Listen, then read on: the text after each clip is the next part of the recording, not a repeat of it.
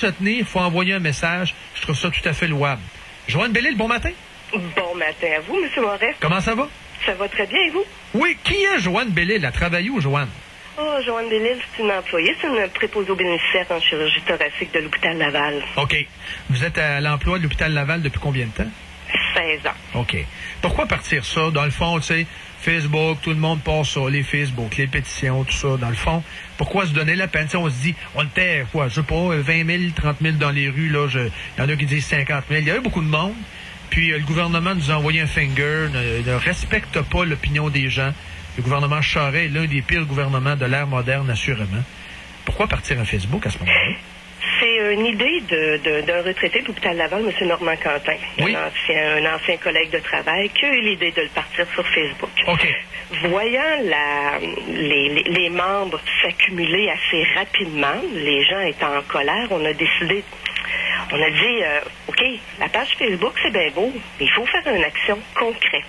Donc, on a pris les mesures pour trouver un député, parce que pour déposer une pétition à l'Assemblée nationale, ça nous prend un député. C'est qui va déposer? Ça va être le député Bernard Drainville. OK. Celui qui est le nouveau chum d'Éric Kerr. C'est ça. C'est deux amis. ils ont la serviette d'énergie cardio dans le dos, se promènent, puis c'est eux autres, dans le fond, qu'on a vu en face du Parlement, avec Pauline Marois et ses amis, Amir Kadir, pour dire au gouvernement Charest de mener une commission d'enquête, ce que Charest ne fera pas. Mais il faut le faire, il faut se battre, il faut picosser, puis on lâchera pas. Nous, de notre côté, Normand et moi, c'est sûr qu'on lâchera pas parce qu'on a énormément de travail. On s'est mis au boulot à partir du 31 mars. Oui. On a recueilli des membres. On a, comme je vous disais tantôt, on a travaillé très fort à avoir un député pour nous déposer ça à l'Assemblée nationale. Là, la pétition, pour ceux tout de suite qui veulent la signer, c'est-tu sur Internet? C'est-tu des dépanneurs? C'est où? Vous la trouvez sur le site de l'Assemblée nationale, mais encore moins compliqué pour tout le monde, oui. Là, ce qui est très facile. Moteur de recherche Google, tapez pétition contre la taxe sur la santé, vous allez voir, il y a des liens, il y a des centaines de liens. Parfait. Cliquez là-dessus, un moment donné, là, vous allez voir apparaître le site de l'Assemblée nationale, le site officiel. Vous pouvez signer là. Et il y a une version papier aussi. OK, donc... Vous avez plusieurs endroits. Vous pouvez les trouver pétition Internet directement. Oui. Et ensuite, il y a une version papier aussi qui est disponible. OK. Qu'est-ce que ça dit, la pétition? Tu sais, on a beau être contre la taxe, mais c'est quoi le libellé de la pétition? Qu'est-ce que ça dit au juste, là?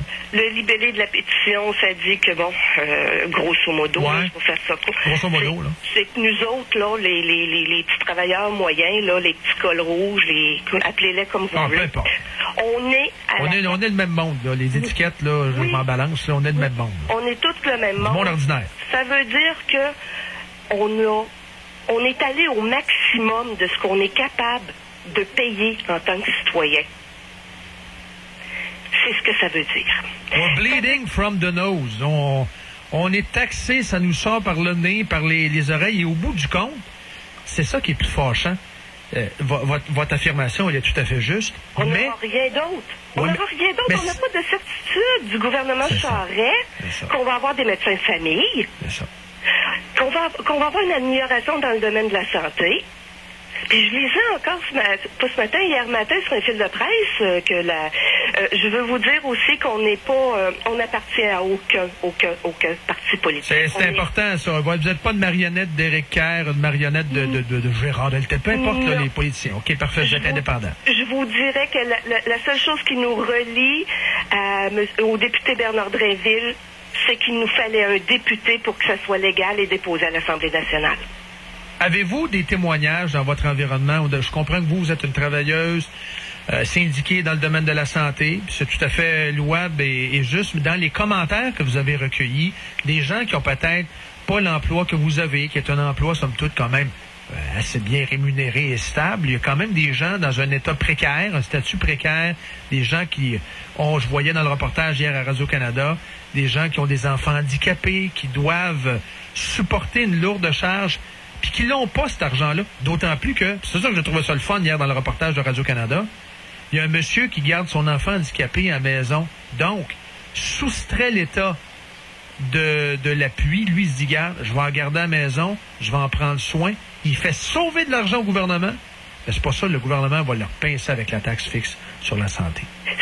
C'est aberrant, c'est aberrant. Vous parlez de M. Garner et de sa femme, Mme Lacombe, Josée Lacombe. Oui, effectivement, Samuel est lourdement handicapé. Ils ont des déplacements à faire dans les centres spécialisés pour cet enfant-là, comme personne ne peut croire. Josée a quitté son emploi pour pouvoir permettre une qualité de vie à son fils, pour pouvoir le garder chez eux. Mais le gouvernement n'aide pas cette famille-là. Ben non. Le gouvernement n'aide pas une famille qui a de l'initiative pour améliorer sa propre qualité de vie, mais assume les sacrifices financiers, les sacrifices humains. Une famille qui dort pas beaucoup, une famille qui aura peut-être pas de vacances cet été, assurément pas. Si en ont, ça va être pas loin. Oui, puis c'est une famille aussi qui doit aller de levée de fonds en levée de fonds pour pouvoir avoir des équipements dans la maison. Ça prend un ascenseur pour voyager, Samuel, avec son fauteuil. Il faut un équipement d'oxygène aussi à la maison. Les pompes de soluté, les pompes de traitement pour les antibiotiques.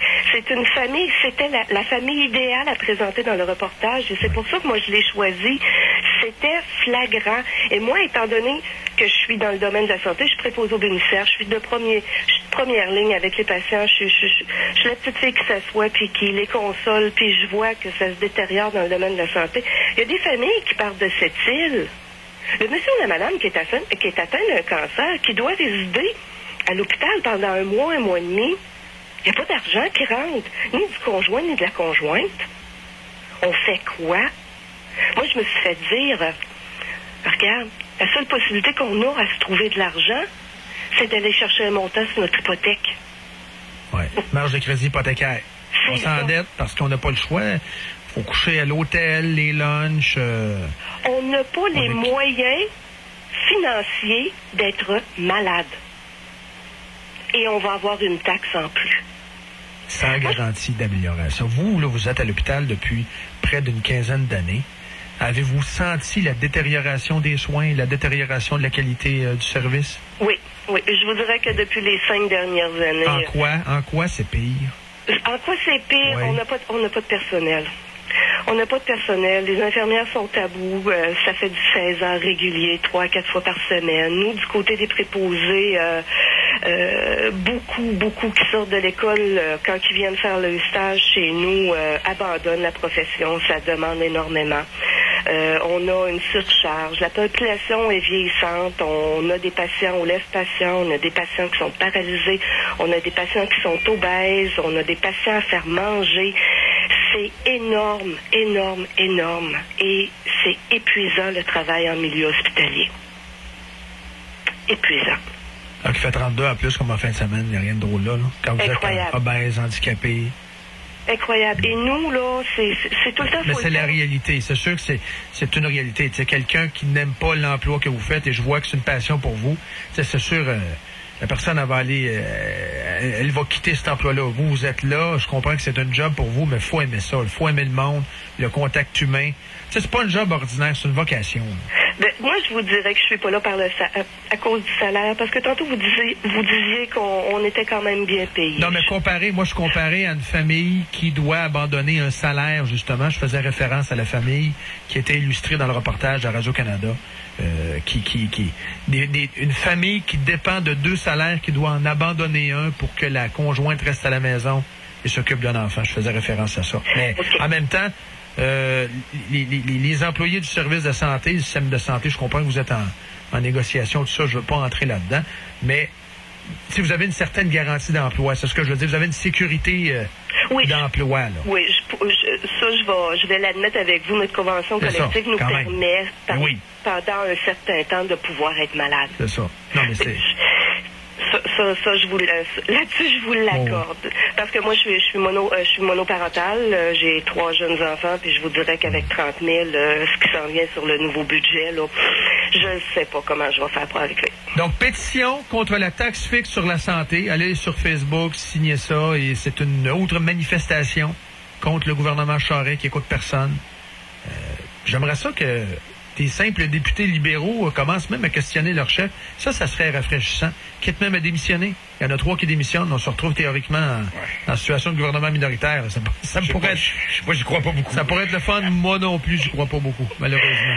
On souhaite tous que le mouton frisé nous quitte pour Ça serait le fun. Un monde meilleur, on l'espère. Je dirais pas un monde meilleur, là, mais